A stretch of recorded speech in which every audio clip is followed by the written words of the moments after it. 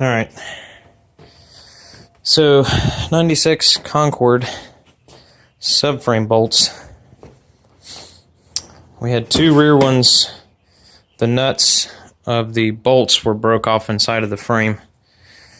Let me show you. So this is what's inside of the car frame that you can't see or access. And when you turn the bottom of the bolt here, it just spins inside the frame. So the bolt was stuck in the frame.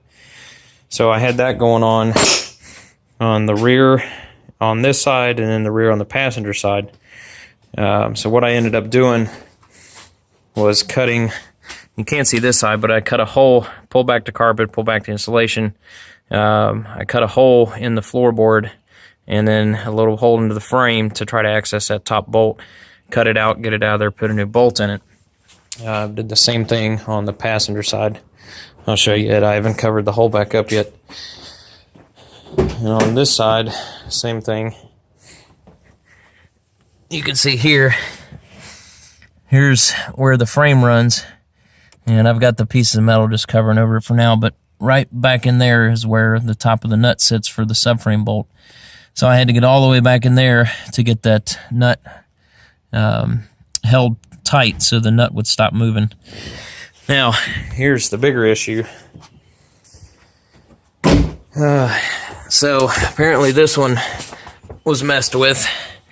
This is the front subframe bushing. Right here, there's not supposed to be a big gigantic hole right here.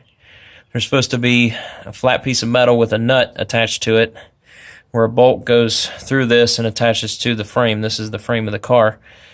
This is all rotted and busted out. So as it stands now, there's nothing to attach the subframe to the frame of the car.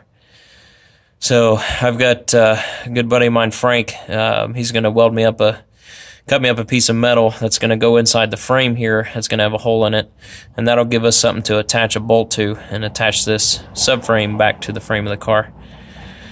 So keep your fingers crossed. Hopefully we'll get this wrapped up, and then that should be the end of it.